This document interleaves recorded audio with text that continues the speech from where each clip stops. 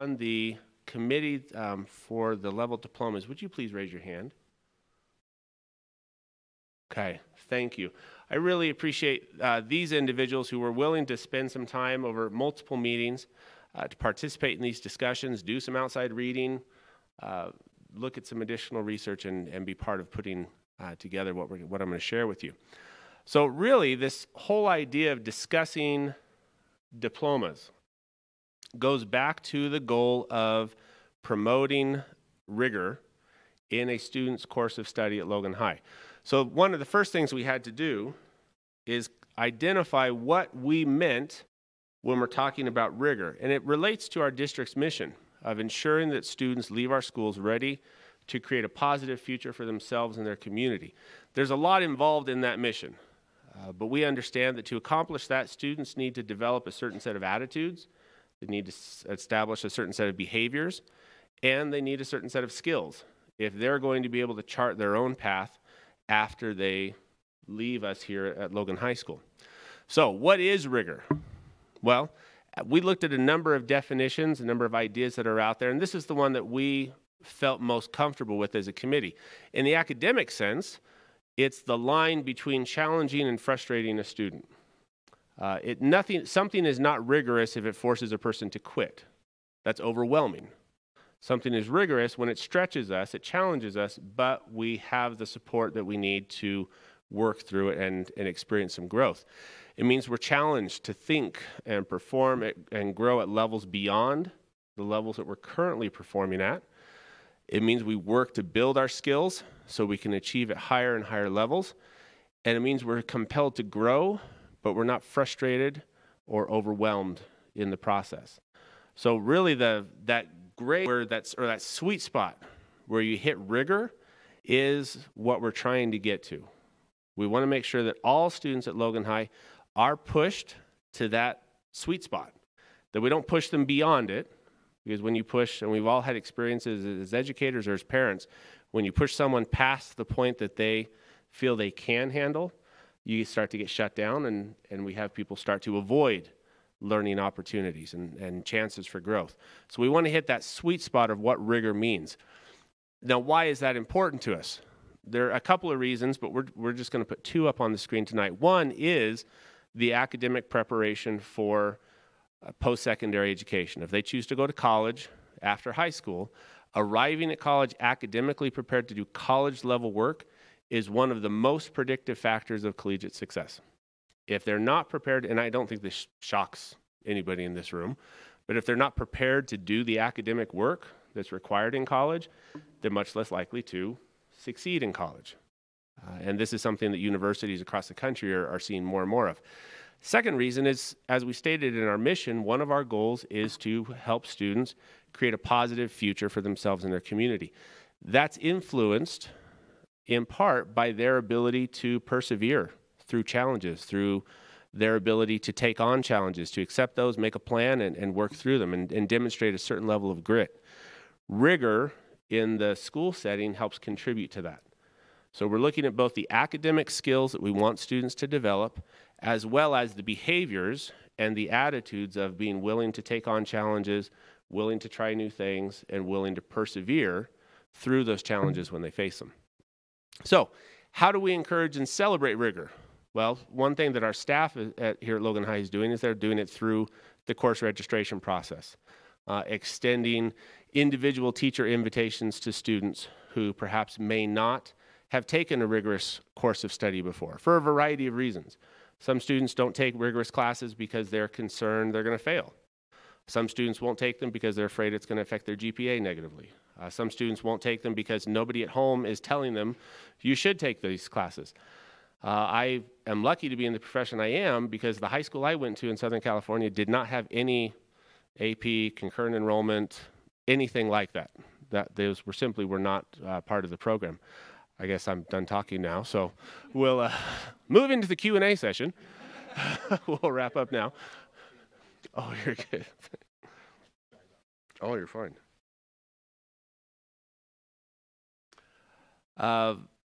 So we have a lot of reasons why students might not be engaging in a rigorous course of study.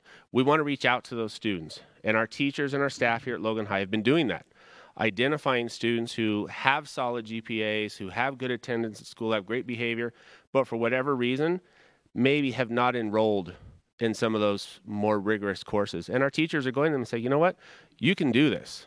And as we visited with other districts from across the country, that's been one of the primary drivers in helping more students take a rigorous course of study, is when classroom teachers are actively extending those invitations. So I can't express how much I appreciate the work that our staff at Logan High is doing to promote that conversation with our students, because I believe it's going to make a significant difference. One of the things, and what we're specifically here to talk about tonight, though, is the idea of level diplomas. And level diplomas are designed to recognize students who, as it says there, put the energy and the effort into taking a more rigorous course of study. So you have a diploma that recognizes you've met the requirements for high school graduation. And then you have other levels of diploma that acknowledge the students who have gone beyond that, who've done more than meet the basic requirements. And really, it's about encouraging earlier conversations about that course of study. I have a brother-in-law, for example, who we've talked about this, and he said, Frank, nobody's going to take harder classes just because they get a different diploma. Like, I agree completely. You've got maybe 2% of students who are going to say, wait, there's a higher level diploma? Well, I'm going to go get that. There are some out there. Some of you are those students' parents, because I know some of your kids. But most students are not going to be motivated by that. The reason for having a structured level diploma system is to encourage and facilitate those earlier conversations about rigor. We do have ways right now to recognize students who are achieving extra. We have cords at graduation, national merit scholars, etc. Those things are great. They don't generally form part of the registration, the discussions that take place when you're registering for classes. So the idea behind the level diploma system is it provides a tool for promoting that conversation earlier and more consistently with students, parents, teachers, and counselors. So that's really what we're looking at. So some examples of rigor at Logan High. These are just a few that we have that the committee discussed. Advanced placement classes. If you take an AP class and you get a final grade of B or higher, that is an example of rigor. You're doing something that is challenging. Same thing with concurrent enrollment courses. CTE pathway completion. The CTE pathways that we have here at Logan High are quite challenging. They're very rigorous. And if a student completes a pathway with an overall grade of B or higher, they have done some rigorous, challenging work, and they've pushed themselves outside of their comfort zone. Successful completion of a progressive course of study. Now, that would be a course of study where you have 3 or more classes where they are increasing in difficulty and complexity each year. So that you might see things in debate, visual arts, world language, science, mathematics, things where obviously you could have a student who would take an AP math class or an AP science course, but you might have a student who isn't ready for that or isn't desirous of that, but if they are taking progressively more difficult classes and pushing themselves, that could be determined as an area of rigor. Now, this is something, thank you. These are starting points. We have had some conversations with the committee about other academic areas, and members of the committee, and we can talk about this later when we do the Q&A section, they've discussed, well, but how would you monitor that? This is where we would recommend we start. Now, if departments at the high school said, well, wait, we think we can do this cleanly in orchestra, and maybe you do that through a student receiving a superior performance rating at the state competition, something like that. That would be something where a department could say, we believe this is an example of rigor in our content area, and they could submit that for review, and it could be added to the list. So this is not meant to be a comprehensive list of these are the only examples of rigor at Logan High. But as the committee was discussing what would be workable, these are the ones that we felt were most ready for discussion. And as I've had discussions with board members and other staff members, there are questions, well, could we add to this? That's something we'd have to talk about and have a review process for it. So as we've discussed all this, we believe as a district that if we establish a rigorous set of requirements for graduation, and we establish level diplomas that recognize and celebrate students who achieve beyond those expectations, more students will have completed a rigorous course of study by the time they graduate from high school. Now, if that happens, that will increase their ability to succeed in whatever path of post-secondary education they pursue. So the goal is, if we establish solid high expectations and we have a structure for recognizing students who meet those expectations and a structure for managing and promoting those conversations, more students are going to participate in a rigorous course of study, which means more of our students are going to be better prepared for whatever path they choose to follow after high school graduation, whichever direction they choose to go. And that's kind of the mindset and the belief that we're starting with. So what about GPA? We talked a bit about this, and although an academic grade may reflect student mastery, it's not always an indication of rigor. And there are a lot of things that come into play with that. But it doesn't always demonstrate that it's been a rigorous course for a student. Additionally, and this is one of my bigger concerns as a superintendent and as an educator, when students focus more on a grade than focusing on what they're learning, you start to develop something of a fixed mindset, and people start to be afraid of taking on challenges. And there are major structural things that we have to do to address this. I'm going to share one example of a current student. We have a student at Logan High who has been accepted to a fairly prestigious out-of-state university, full ride scholarship. That scholarship was dependent on the student having a 4.0 GPA. That scholarship was awarded in the early part of the year. Now, a student still has half of their senior year. In order to maintain that scholarship, they also have to graduate with a 4.0 GPA. So, does that motivate or demotivate a student from taking a rigorous course of study the last half of their senior year? It discourages them, because if they take a rigorous course of study and it drops their GPA just 1 point or 1/10 of a point, they lose 50% of the scholarship.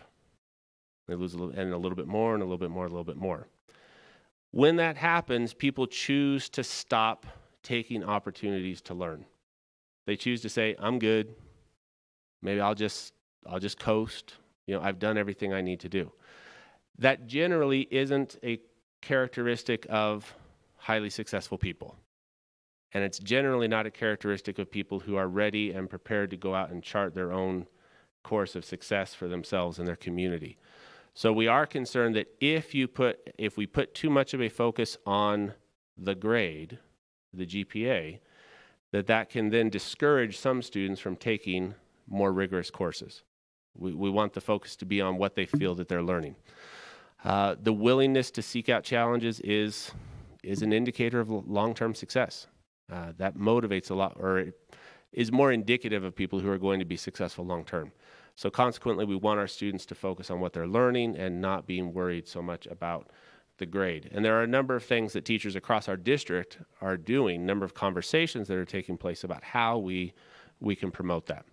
So a sample structure that we're looking at. The diploma for graduation at Logan High School would require 27 credits. Now that 27 credits is based on the number of credits that a student is able to earn on our high school schedule. So on the AB schedule that we run here at Logan High School, a student can earn up to 32 credits. Now, if you have a student who is participating in release time seminary, you take out 4 credits for that. That drops you down to 28. And then let's say you got a freshman who freshman year, head's just not quite screwed on right, fail a class or two. You got a 1 credit cushion. Now, some people say, well, get rid of the cushion, they can do it during summer school. Summer school is a horrible way to make up credit.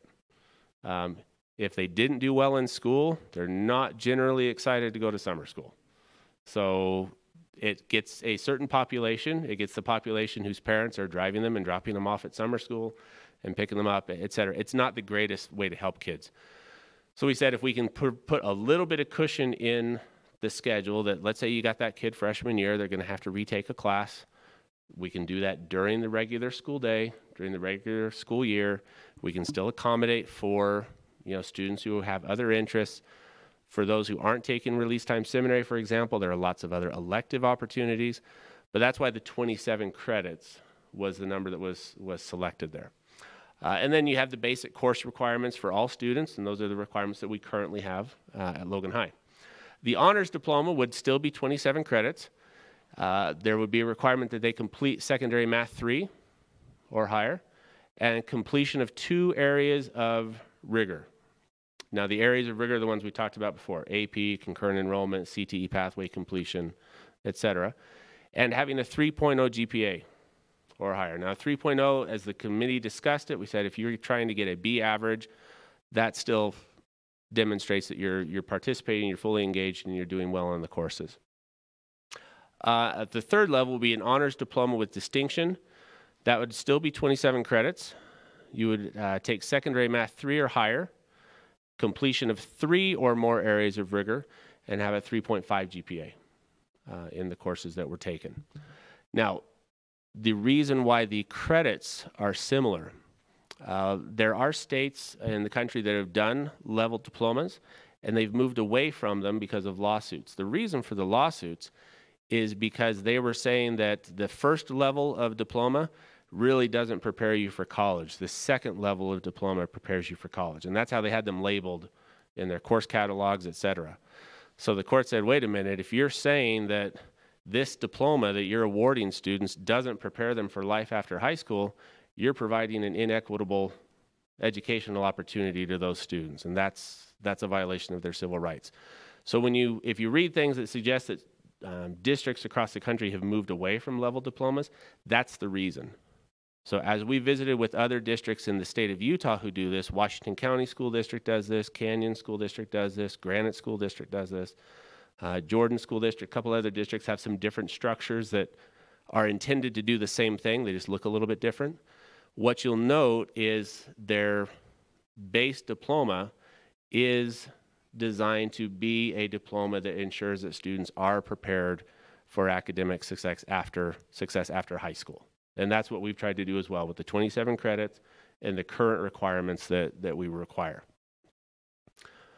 So, the mission of our district, we believe, will be more consistently achieved when more students successfully complete a rigorous course of study. As we've said before, the level diploma itself does not necessarily motivate a child to take a more rigorous course of study, but it's a tool for promoting conversations. That's the whole point of having it, is to promote those conversations and to facilitate them between students, parents, counselors, and teachers. Again, we believe that promoting a rigorous course of study with students is key to our mission as a district. And really, as we discuss this as a committee, our biggest goal is I don't know if the biggest goal, that might overstate it. One of our major goals is to get more students earning an honors diploma. Because those are the students that we believe who are not currently taking the rigorous courses that we think they could be taking. So if we can promote that and get more students earning that honors diploma, we will have prepared more students to go on and be successful after high school. The students who would be eligible for the honors diploma with distinction, at the start, we would say we already have students who are going to be eligible for that because of the coursework they're currently doing. What's been interesting is I previously worked in the Canyon School District, so I have friends down there, and I talked to them about the data they have on this. They were the first school district in Utah to implement level diplomas. Every year since they began them, they've seen 2 things. One, the number of students achieving the highest level of the diploma has gone up every year, and their overall graduation rate has gone up every year. Now, is that because they have different diplomas? It's not because, but is it because of the conversations that have changed and the dialogues that are taking place between educators and parents and students? As they look at the data and they look at what's going on, that's the conclusion they're coming to. The diploma itself doesn't change it. The conversations that accompany the diploma are what change the trajectory that kids are on. So that's what we're discussing. That's what we've been working on as a committee. What I'd like to do now is open it up for questions, and I did not tell this to all the committee members, so I'm going to put them a little bit on the spot. But I would like to ask anyone who is on the committee to come up here, and we'll grab a chair and put you in a line right here. And I'd like to run this a little bit more as a panel. So if you have a question, we have parents on the committee, we have counselors on the committee, we have teachers on the committee, we have Dana, who works in our counseling center, and a parent here at Logan High School. What I'd like to do is open it up for questions. If you have concerns, things that you'd like to have clarified, a little bit more of the history of how we had the discussions, really I'd like to open up the floor for those questions or concerns to be addressed. So if we could ask, sorry committee members, but if I could ask you to please come up to the front.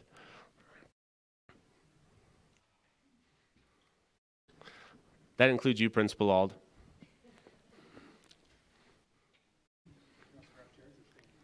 Why don't you grab chairs? Let's let you relax a little bit. I don't need to make you stand.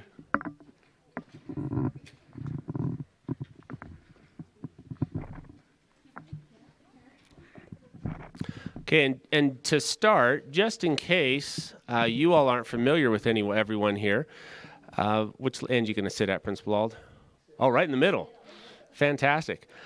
Mrs. Fife, would you start? Let's just go down the line and give some brief introductions. If you say your name and what your role on this committee has been.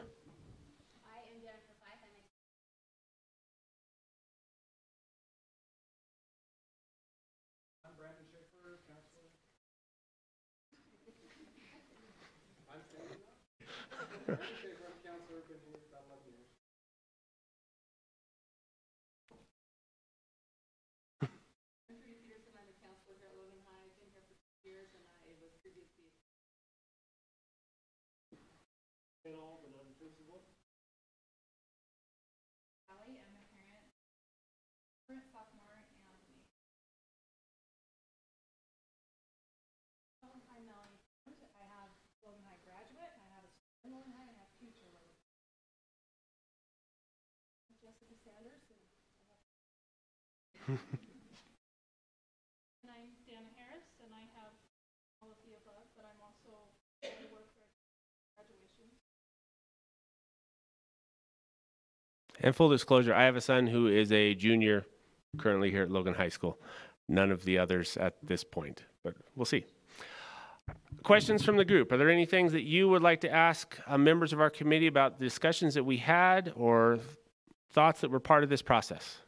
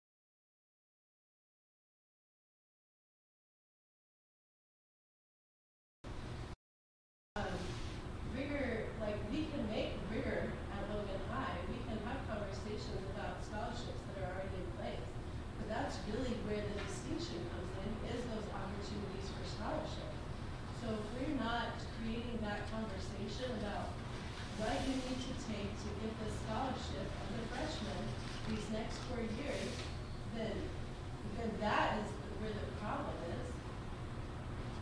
Okay, are there any members of the committee who would like to respond, or all right?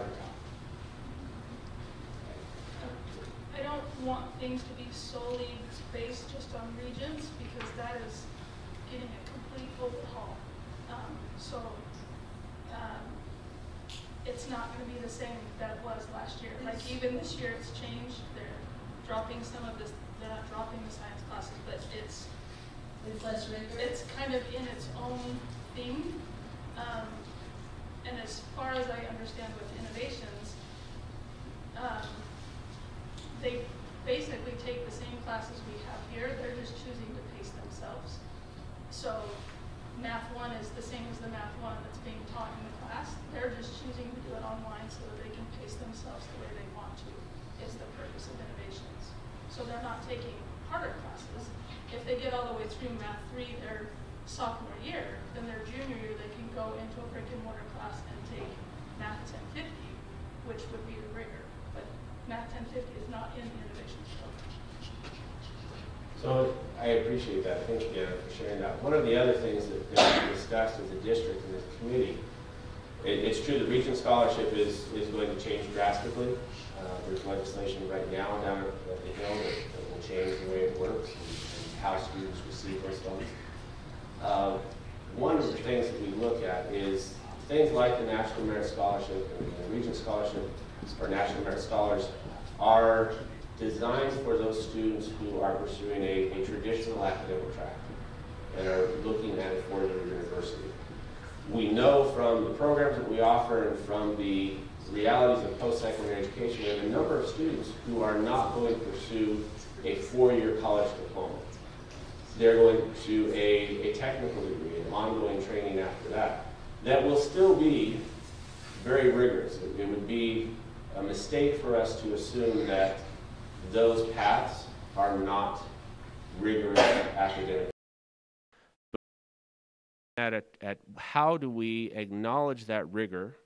How do we encourage more students to participate in that rigor, even when they may not be considering that a four-year university program is their chosen path? So part of the reason for looking at the diplomas this way and looking at a variety of examples of rigor is to identify that there are students who are engaging or could be engaged in rigorous learning, even though it may not be the rigorous learning that's going to lead them to a Regent Scholarship or a National Merit Scholars competition or designation. And I think that's something we still need to acknowledge. We have some teachers here, you know, Dave teaches some of our CTE classes. My son's taking those classes. They were extremely challenging. The math that was involved, the thought process that were involved, etc. So one of the goals of looking at this structure is to identify the breadth of rigor that our students can engage in here at Logan High, the breadth of rigorous opportunities that our staff provides, and still encourage more students to participate in those, even if they may not be part of what has been traditionally considered the pathway of rigor. Other questions? Yes.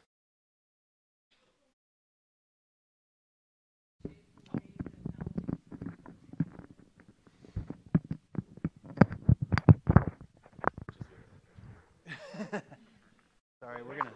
Will this change the way valedictorians are selected at Logan High? That has been beyond the scope of this committee. In fact, I've stated that explicitly. That is a discussion for the graduation committee at Logan High. We will support them in having that discussion. I mean, my immediate response is I can definitely see ways where this could form part of that discussion, but that has not been an explicit part of it.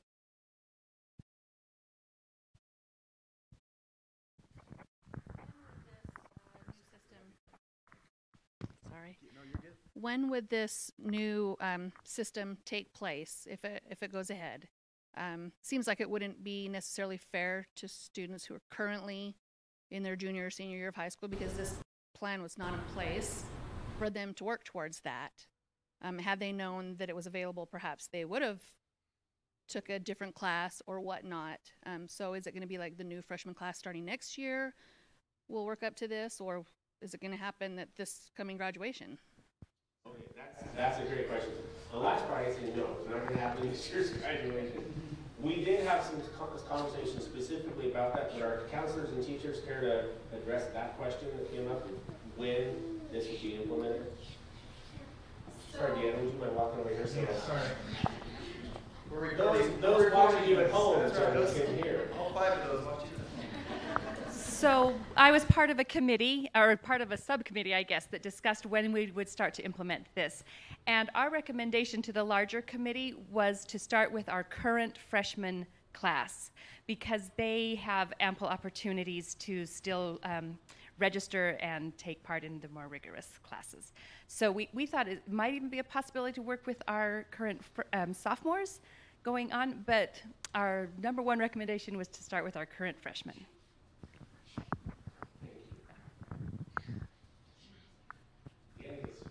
Thank you, Ms. Stone.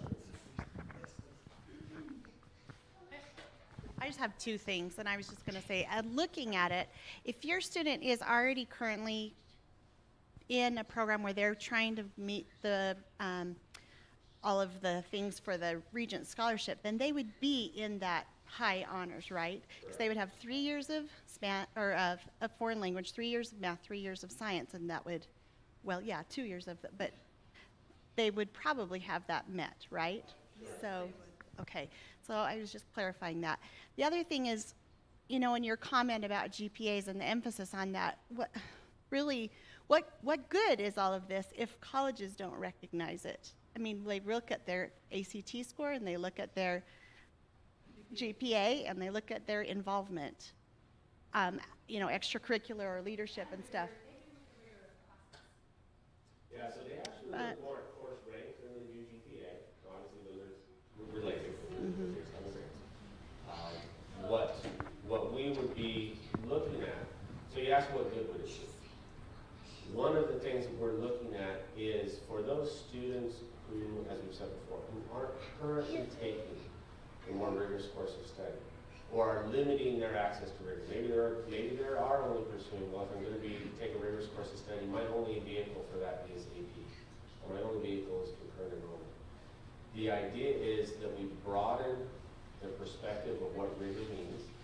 We broaden the understanding of what courses meet that definition, and we get more students taking those courses, which will improve the rigor of their transcript, which does help them as they're applying to universities.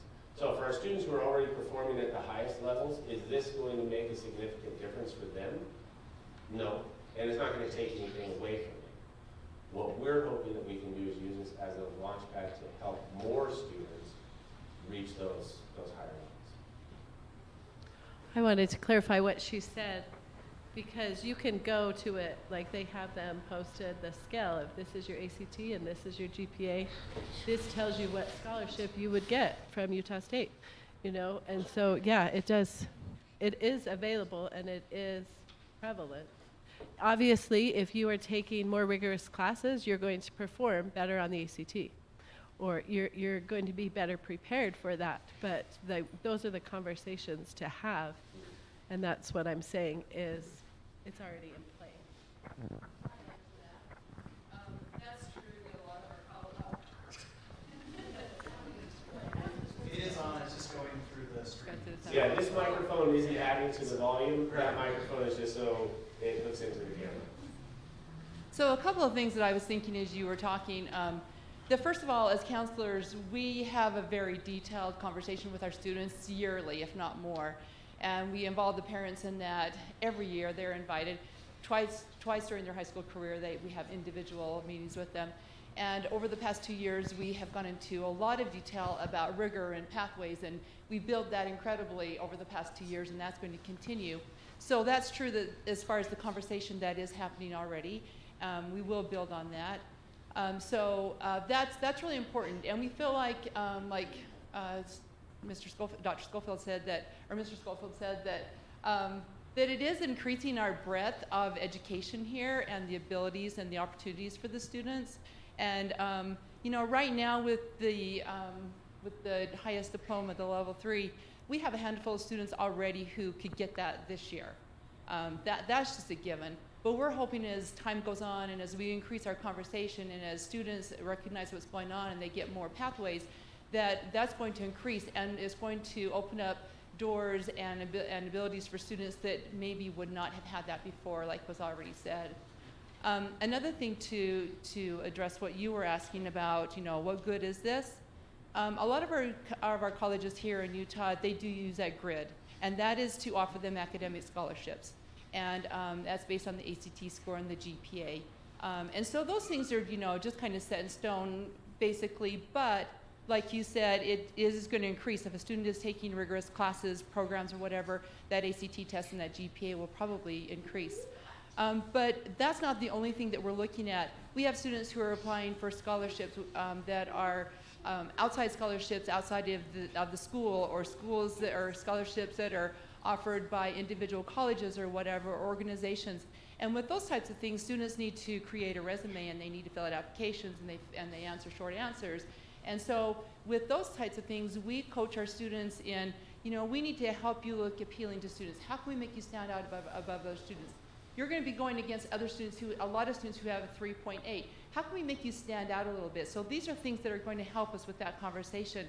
If you've got a pathway, or if you have these other things, if you have the diploma, the honors diploma, then those are the types of things you can highlight in your resumes and your essays, and they can really build on that and help them look, appealing to people who are choosing resume or scholarships and other things.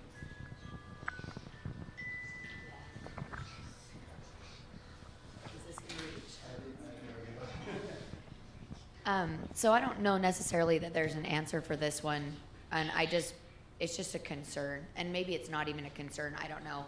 It's just really on my mind, because I had a freshman student today in class break down and start crying, and she's dealing with anxiety and the stress of it, and we have a large number of students dealing with anxiety and mental illnesses at this time, and I'm just wondering, specifically for this student, I know that, because her parents are pushing her very hard and she's having open conversations with her parents, but they're still pushing her very hard. And I'm wondering, is this gonna add another level of stress and anxiety for this student? Because now my parents are expecting me to get the high rigor diploma as well.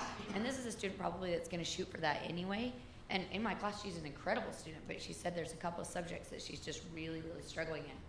And maybe she could get it in the other areas that are easier for her. I'm just wondering, you said Canyons has been doing it for a while. I know that mental anxieties and issues are statewide.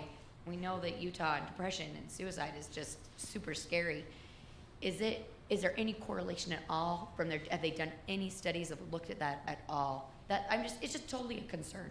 And I know it's just because I'm a health teacher and that student broke down in my class today. And I know that's the only reason it's on my mind, but I'm just wondering. That's a great question. I'm glad you bring that up, Stacy. I don't have any information that Canada, for example, has looked specifically at the correlation. I do know in conversations with superintendents across the state as we discuss student mental or emotional health, because it's a common topic of conversation, they don't have rates that are any higher or more intensive than surrounding districts are, that anyone else is having. What we seem to be seeing is the mental and emotional health issues that students are dealing with are not due to necessarily the academic expectations that they have at school. It's how those expectations are being communicated, either at school or at home. It's expectations that they're bringing from the outside, and then the school, because that's where they spend a significant portion of their time. That's where a lot of that anxiety is being manifest. It's coming out. But that's a great question. I'll contact some of my friends down there and see if they do have some more specific data, because that's not something that I've heard them express yet. I'll follow up on that.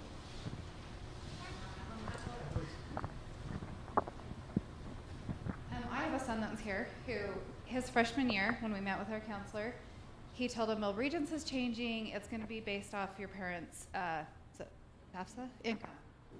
So he automatically was like, well, then I'm out. I'm a white male. My parents make too much money. I'm done. So I'm not going to be doing Regents. And so he, from freshman, has already decided, why work that hard to try and get Regents if I'm not going to be able to get it? And I look at this as another opportunity to maybe give them a boost to say, okay, I've got something else I can work towards, you know? Even if I'm not going to get Regents, maybe I can work towards this. And yeah, it's not going to maybe make a huge difference for a college, you know, because he's probably just going to go to USU and they're not going to look at that. But it's one more option. I mean, we've looked at the scale, we've looked at the graph, we've looked at everything, and I've tried to find something that would maybe push him to try harder, because I know he has that potential, but he just is not feeling that drive. And so does it hurt to have one more option for them to choose from to maybe give them that drive? So something Stacy said sparked something. She said this student is doing really well in your class, but there are a couple of other classes that she might be struggling in. So aside from the diploma system that we're going to be implementing, we also have at Logan High School our our department medals that students can achieve through their high school career. So even if a student, like I'm going to use my daughter as an example, who graduated in 2016, she wasn't the greatest student. She got her shares of B's and C's and smattering of D's over there. But she got her art medallion. She got her art medallion. And it was so, because she did AP photo and won contests in photo. And she was so proud, at graduation to have that medal. And she didn't have the cord, and she didn't have the little asterisk by her name, but she was still so proud that she had made such achievements in the field of art. And so they can get that they can get that medal in visual arts and performing arts and, English, yeah, you name it, they can achieve that medal. Their qualifications for it. Sometimes we have students that are wearing like 8 medals and they're just clanking down. It's just so awesome. And so even for students who may not achieve that highest, we have so many ways of recognizing our students at graduation that's really positive and really exciting for all students. So, hopefully this diploma system doesn't make anyone feel bad, right? It's to recognize achievements, but there are so many other ways to be recognized at our high school and at our graduation. And just like, I worry about that because I see coming into the counseling center a lot of stressed kids. And so when we were looking at the tier, like we have a breakdown that I use in my office sometimes just to kind of, if we were to rank valedictorians, it kind of breaks things down. And an area of rigor, so in the middle diploma, the honors, it was just 2 or more areas of rigor. One AP class actually gives you 2. Because they break it into semesters, because concurrent enrollment classes are only 1 semester. So if a kid took 2 AP classes, they would have 4 areas of rigor, and that would bump them to that 3rd tier. They would only have to worry about the 3.5. So we're trying to not make it really stressful for them. They would have lots of opportunities. Where we have our new broadcast classes, they could, get their 3 areas of rigor in 1 year. Without really having to stretch. It would just be a first period class. So I didn't want it to be very stressful, and I think that's why as a group we kind of kept it. Just to give you a frame of reference, one of our valedictorians, when we put him into this grid, he has 32 areas of rigor because he's taken so many AP and concurrent enrollment classes and stuff like that. So I didn't want it to be that high because then it would start stressing out those overachievers that have like, I've got to get it, so I've got to take 15 AP classes.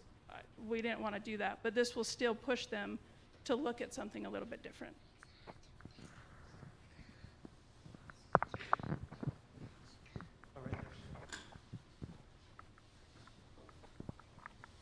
All right, I have 2 questions, if that's okay. How will they be recognized?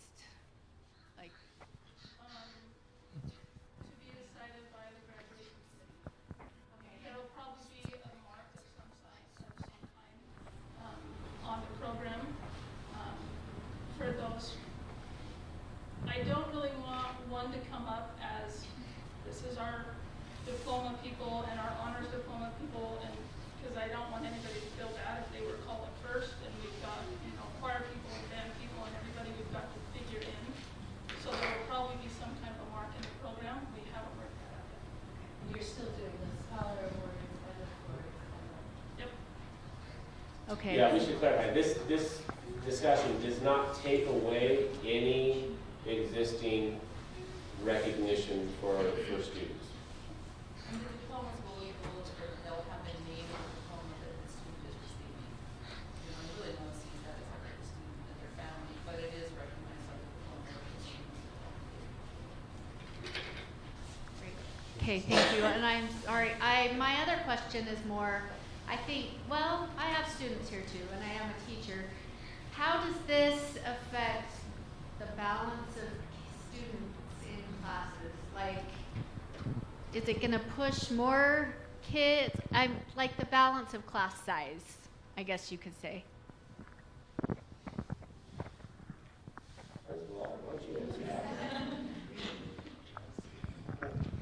What do you mean by by balance? Like, is it gonna all of a sudden make all these kids have to take AP classes so that these other classes don't have enough kids in them, or is it gonna? We will always have balance. We will always do everything we can to balance our class size, because it'd be a huge inequity if we have, you know, lower class sizes here and big class sizes here. I think the purpose, from my point of view, in the diplomas is we have a lot of students at Logan High School that come from a place with very limited support systems. And it's much harder for a student who doesn't have a parent at home pushing them academically to take risk and to take challenging courses that will benefit them the rest of their life. And to assume that every student has that opportunity is really not reality. We have hundreds of students at this high school that their teachers, their counselors are the people that encourage them and motivate them to take classes that they in themselves don't think that they can take. And so it's a tremendous honor and recognition for kids who work extremely hard to achieve high rigors in high school. For some kids, just getting through high school is a huge accomplishment in itself. And so from my perspective as a principal, I think there's no greater recognition than to recognize a student or students who have sacrificed many other activities, time with their friends, things that are fun to focus on their academics. And so for me, I believe that this is a great opportunity to celebrate our students and to get more of our students to look at taking classes that they normally wouldn't think about taking, or come from an environment where their parents don't know how to navigate the school system and encourage them to take difficult classes. We have students whose parents just want their kids to graduate from high school. And that's such a small and low ceiling for students. If you're my kid, I've never once talked to my kid about graduating from high school. Not ever. I talk to my kids about going to college or a trade school. Graduating from high school is an expectation. But that's the fortunality for my student. We have kids whose parents just be thrilled if they graduate from high school. And I believe we have a great opportunity to provide opportunities for children who they in themselves or even in their family system don't see that taking rigorous courses is going to benefit them, not just academically, but benefit them the rest of their life. And we as a school have an opportunity to create a structure to recognize that and to encourage that and to empower our students to take some of these really difficult classes so that they can meet some of those accomplishments and some of those opportunities that they will have when they leave Logan High School. So that's just my personal view in regards to why this is such an important part of recognizing our students here at Logan High School. Is it going to take away from students? No, it's not. But it is going to add to those students, especially who haven't been given as many opportunities and been pushed as hard as some students are fortunate to have when they come to Logan High School. And so that's the hope for why this is such an important part of helping our culture and helping motivate our students to really stretch themselves to do something that many of our students don't see themselves being successful at. So. I have a question that piggybacks right on Principal Olive's comments. It's kind of my worry that this is like one more thing that separates the kids who don't have that support system at home. I want to know how you are going to reach those kids, because I feel like I'm a pretty involved parent, and when my first student came to Logan High, I mean, he started school and whatever, and I was working at Ellis Elementary at the time. I'm an art teacher, and somebody mentioned to me, oh, is Bennett going to be doing Regents? And I'm like, I don't know, what is that? I had no idea. Then this year I have a freshman, and we're meeting with our counselor, and our counselor's explaining the chords that they get at graduation. I have never heard of this. I have never heard of the programs where they can earn extra stuff. I'm like here at this meeting. I feel like I try to stay involved, but if people don't know what questions to ask, you know, I'm really worried. I'm trying to have an open mind about it because I see people up here on the committee who I totally trust, but I just see it as one more way that it's going to create inequality. And I have 2 students at high school. The oldest one, we didn't find out about a lot of this stuff until later down the road, so it's kind of too late for him on a lot of stuff. He also struggles more in school. Then I have a freshman who is like totally rocking it, and I see the struggle between the 2 of them, and I also wonder about that being, you know, a thing, which, you know, we have to deal with. It's our family, but I just really am worried about how. I know that Mr. Schofield said that the teachers will seek out students and provide them with, hey, I think you could really handle this next class, but is there like a uniform way that this information is going to go out? I feel like it's kind of random right now. If you get a counselor that is awesome, like ours is this year, then yay. I feel like I'm equipped with a lot more information, but if I were to get on Logan High's website, the information for like the honors, do you guys know what are those honors things, like for the chords or honor chords? You have to know how to like get into the system to find out about those, otherwise you don't know. So how is this going to be fair? So why don't you tell us who you trust the most? On this board.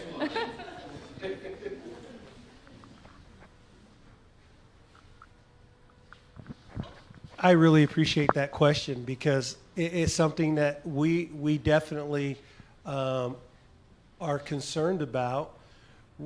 Our goal is for every student at Logan High School to have at least one rigorous course during their 4 years of high school. And that's a very lofty goal. And it's going to require not just the administration talking about rigorous courses. It's going to require all of our teachers and our community encouraging our students to take risk and to do challenging things. And so we don't feel that it's going to alienate students because we're going to work very hard to include all students. Just because you struggle in school doesn't mean that you're not capable of doing well in a rigorous class. It may mean that you need more support systems. It may mean that you need more help to be successful. But we believe that every student has the capacity to be able to meet that expectation. So, I believe that too, but I'm like, what are the logistics of this? So the logistics.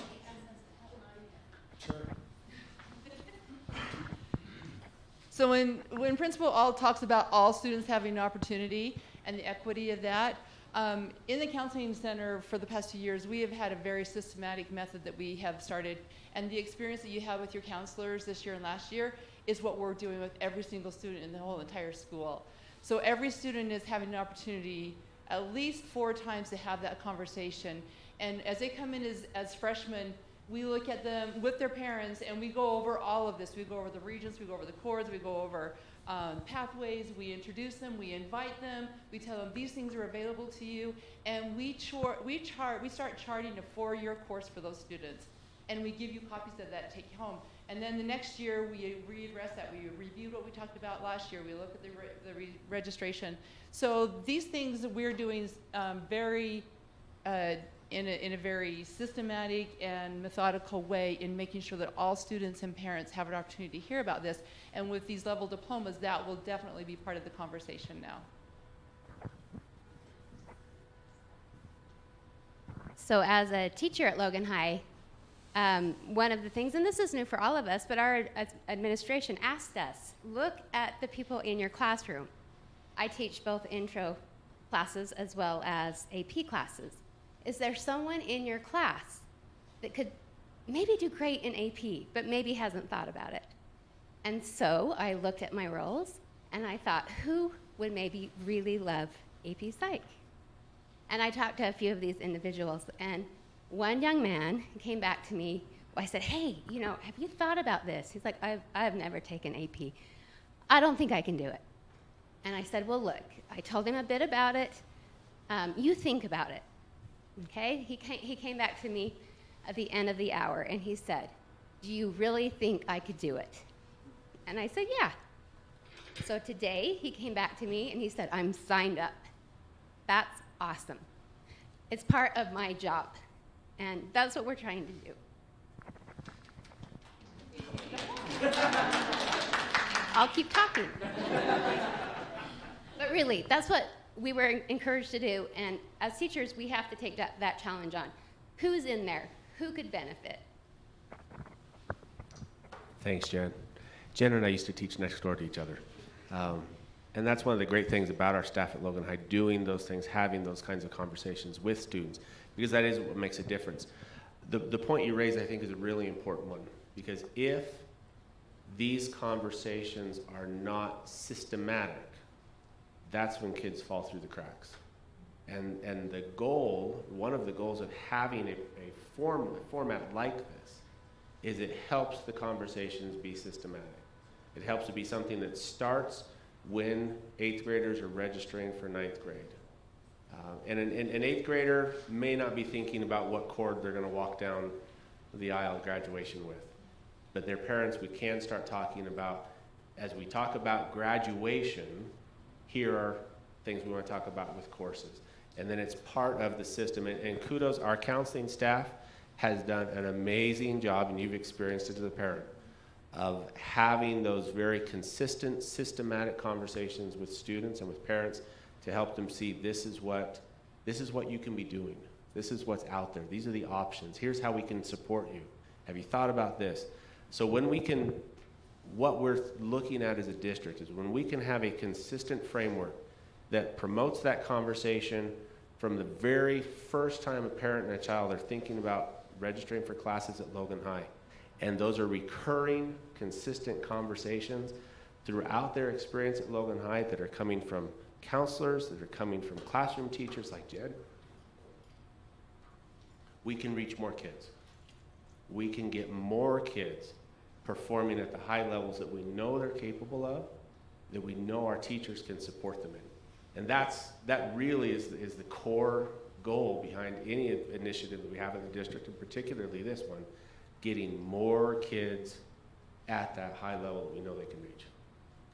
So I can't say enough about what our teachers and our staff at the high school do to promote that, and we just want to support those conversations. We're trying to come up with a structure that helps with that. Just again, to what you're saying, and I have 5 daughters. 2 have graduated and gone to college, and I have a senior this year and a freshman as well. But I remember feeling when my eldest came in, and sometimes the parent, I mean, yeah, we might hear it once a year in the counseling office, but there's a lot of information to keep it straight. And just even here at our table tonight, people are like, well, I've never heard of that. And, you know, so I think sometimes it's more than just the kids, but sometimes parents need something in writing, or, you know, something more on the website. Because, yeah, when you have a 9th grader, you're not necessarily thinking about graduation and cords and medals and things, and don't even know they exist until you've gone through at least 1 or 2. So is there some way that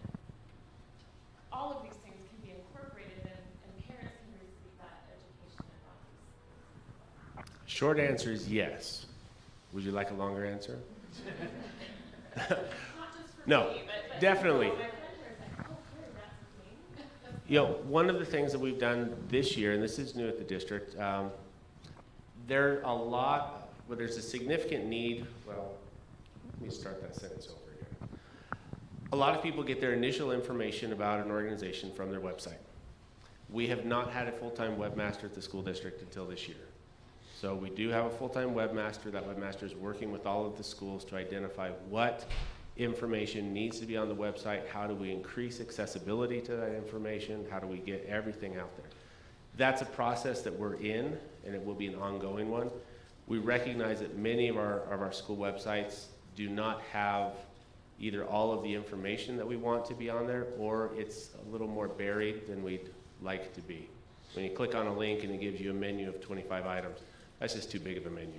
So we're in the process of revamping our websites, cleaning them up and making them a little more user-friendly, so that as counselors and administrators and staff say, you know, this really is something that we need to get out to parents, and parents need to be able to access regardless of what time of year it is. It's a little bit easier for that information to get out. But just because sometimes our students are reminded and they hear it often in the school, but that doesn't necessarily mean that, you know, the parents are getting feedback all the time. Your teenager doesn't tell you everything that happens in school? Mine just says it was good. How was your day? It was good. And I wish I had my paper here. There are remind texts that we have set up from the counseling center. And I have literally had parents who only have a freshman sign up for every year's remind text so they know what's happening. Oh, the seniors right now are doing this. Okay, I want to try and remember that for when my kid is a senior. So they've clued in to every single remind text, even if they only have a freshman. If you have a question, please call us. Because things change for me all the time. This is only my 3rd year here, and I get different information every single year. If you have seniors right now, the foundation scholarships are up on our website. The medallions will be coming up soon that I didn't know about until I started working here and asked my kids, hey, why didn't you get these? You were both in band and music. And they went, oh, I don't know, just didn't look at the signs. I'm like, oh. And so the best thing is if you can just say, hey, anytime that I'm doing registration and I know a senior comes across my table at the beginning of the year, I go, please come in and bug me on a weekly basis just to see if there's anything new that I have for you, because things change so rapidly. But I would suggest getting on those reminds just so that you kind of know of something that you've never heard of before. Yeah, from the counseling office. It's a remind text. So we have the kids sign up. So throughout the year, we've said, hey, Regents is due on this date. And we just send a text, and it goes out to all the kids. And then they come in and say, hey, I need my transcript for Regents. I'm like, you got your remind text. And not everybody's in that. Yeah. And so a lot of parents have that.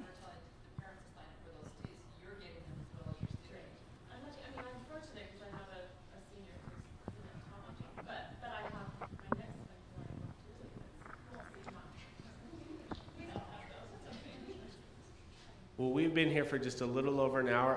I don't want to cut off any conversation, but I also don't want to make anybody feel they need to stay later than they're interested. So I want to, again, thank the members of our committee, both for their participation in the conversations leading up to tonight, as well as their willingness to sit in front of you all tonight and at least have you look at them and answer some questions. If you have any additional questions, I'd be happy to stick around and visit with you one-on-one. But for those of you who do need to leave, thank you very much for taking the time to come here tonight. If you have additional questions or input that you would like to share, please, if you could direct that either to me or to Principal Ald, we can compile that information and make sure that we take that feedback into account as we make a final recommendation to the Board of Education in terms of what path we want to take moving forward. So thank you very much again, and I hope you have a wonderful evening.